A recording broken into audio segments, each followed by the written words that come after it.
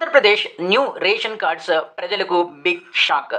ఆంధ్రప్రదేశ్ ప్రభుత్వం ఈ నెల 15 నుంచి కొత్త రేషన్ కార్డ్స్ జారీ కోసం దరఖాస్తులని స్వీకరిస్తుంది. ఈ దరఖాస్తు స్వీకరించే విషయంలో ప్రజలు చాలా కష్టాలు పడుతున్నారు. దీంట్లో ముఖ్యంగా ఈ రేషన్ కార్డ్ అప్లై చేసుకునే విషయంలో ప్రభుత్వం 2 ఆప్షన్స్ ఇచ్చింది. ఒకటి వాట్సాప్ ద్వారా, రెండోది ఫిజికల్‌గా సచివాలయానికి వెళ్లి అప్లై చేసుకోవచ్చు. మొదటగా వాట్సాప్‌లో మనం ట్రై చేసినప్పుడు అంటే ఒక నంబర్ ఇచ్చారు. ఆ నంబర్‌కి మనం హాయ్ అని మెసేజ్ పెడతాం. హాయ్ అని మెసేజ్ పెట్టిన తర్వాత ఫైనల్‌గా అప్లికేషన్ అంటే న్యూ రేషన్ కార్డ్ అప్లికేషన్ అనేది ఓపెన్ అవుతుంది. ఈ అప్లికేషన్‌ని ఫిల్ చేసిన తర్వాత సెండ్ అని కొడితే అది సెండ్ అవ్వదు, ఏమవ్వదు, టెక్నికల్ ఎర్రర్ అనేది చూపిస్తుంది. ఇలా ఒకటి కాదు, 2 కాదు, 6 సార్లు నేను స్వయంగా చేశాను. ఈ 6 సార్లు కూడా సేమ్ ఇష్యూ అనేది వచ్చింది. సో ఈ విధంగా ఆన్‌లైన్‌లో అంటే వాట్సాప్ ద్వారా మనం అప్లికేషన్ పంపించడం అనేది అవ్వటం లేదు అని అర్థం చేసుకున్న తర్వాత నేనైతే ఏం చేశానంటే మాకు దగ్గరలో ఉన్నటువంటి మా సచివాలయానికి వెళ్ళా. ఈ సచివాలయ దగ్గర జనాలు చూసి షాక్ అయ్యా. అక్కడ వందల మంది క్యూలో ఉన్నారు. ఎండలో పరిగాపులు పడుతున్నారు. పోనీలే అని రేషన్ కార్డు కదా, ఇది జీవితానికి చాలా అవసరమని నేనేం చేశానంటే అక్కడ వెయిట్ చేశాను.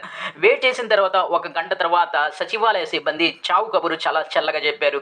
ఏమీ లేదు, సర్వర్ డౌన్ అయిపోయింది, సాయంత్రం రండి అన్నారు. సాయంత్రం వెళ్తే 1 గంట తర్వాత సేమ్ స్టోరీ రిపీట్ చేశారు.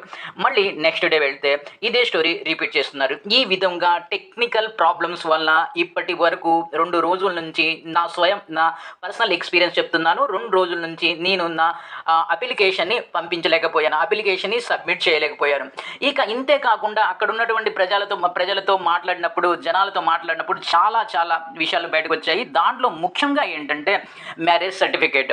సో సచివాలయ సిబ్బంది మ్యారేజ్ సర్టిఫికేట్ అడుగుతున్నారు. సో అయితే స్వయంగా ఆంధ్రప్రదేశ్ రాష్ట్ర పౌర సరఫరాల శాఖ మంత్రి నాందెళ్ల మనోహర్ ఒక స్టేట్మెంట్ ఇచ్చారు. ఏంటంటే అప్లికేషన్ ప్రాసెస్ చేసేటప్పుడు ఎలాంటి మ్యారేజ్ సర్టిఫికెట్ అనేది అవసరం లేదు అని.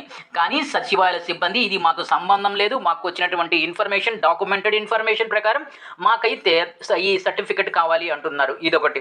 రెండోది ఏంటంటే అన్నిటికన్నా ముఖ్యమైనటువంటి విషయం ఏంటంటే దిమ్మ తిరిగిపోయే విషయం ఏంటంటే మ్యాపింగ్.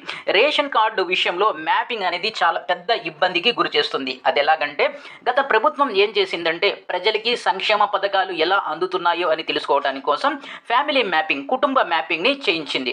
సో ఈ కుటుంబ మ్యాపింగ్ చేసినప్పుడు అప్పుడు ఉన్నటువంటి వాలంటీర్స్ ఏం చేశారంటే కుటుంబంలోని మెంబర్స్ అందరూ ఒక చోట లేనప్పుడు వాళ్ళు ఏం చేశారంటే ఎక్కడుంటే అక్కడ నుంచి వాళ్ళు మ్యాపింగ్ చేశారు. సో ఆ ప్రాబ్లం అక్కడితో సాల్వ్ అయిపోయింది. కానీ ఇప్పుడు రేషన్ కార్డు ఆధారం ఏంటంటే మ్యాపింగ్ డేటా మాత్రమే.